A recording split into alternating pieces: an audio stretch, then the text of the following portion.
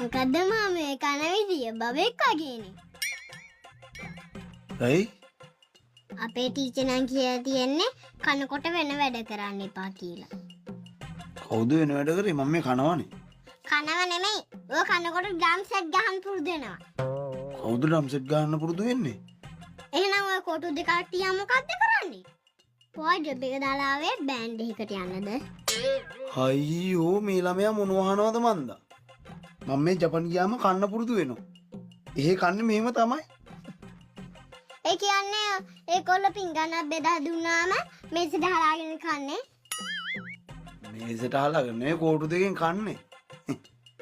මේ ඉතින් තාම ට්‍රේනින් නේ.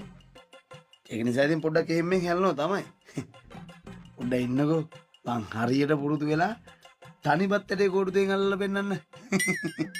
ඔයා කොටු දෙකෙන් බත් අල්ලන්න කලින් අම්මා මාව තමයි අල්ලගන්නේ මේ සුඩ කැම හැලුවා කියලා. ඔයා පුදු වෙන එක මම ඉස්කෝලේ ගියම් පුදු වෙන්නේ.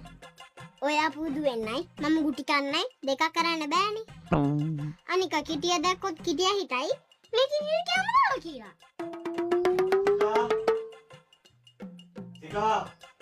දෝනි බලන්න කවුද කියලා.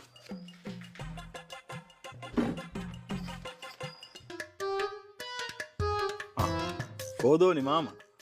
මම වපුරනවා. වපුරනවා? මේ හාන්නෙත් නැතුව.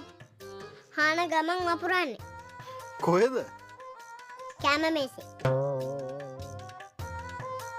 දෝනි යන්න ගිට. ඉතින් පැහිච්ච කතා කියවන්න නැතුව. දැන් ඔයාමනේ කිව්වේ කවුද ඇවිල්ලා තියෙන්නේ කියලා බලන්න කියලා. කවුද ආවේ කියලා බලන්න කිව්වට මෙතන රොයිටර් වාර්තාව දෙන්න කියලා කිව්වේ නෑනේ. යන්න ගිට. ඔයාට ළඟ දිනම්ම පිස්සුවක් හැදියද කොහෙද?